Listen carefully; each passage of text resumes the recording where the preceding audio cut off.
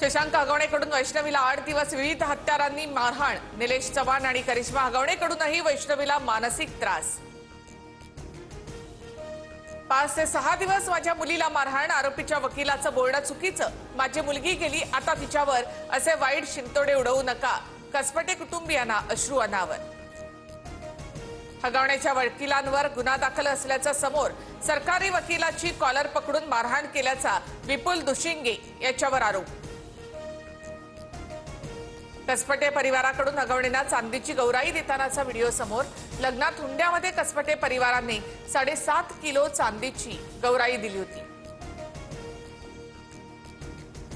वैष्णवी हगवणे प्रकरणामध्ये निलेश चव्हाणची मालमत्ता जप्त होणार। कोर्टाची परवानगी मिळताच स्टँडिंग वॉरंट बजावण्यात येणार, पोलिसांची माहिती।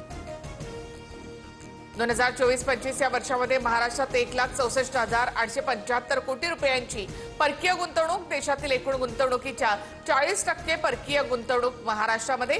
मुख्यमंत्री देवेंद्र फडणवीस यांची माहिती।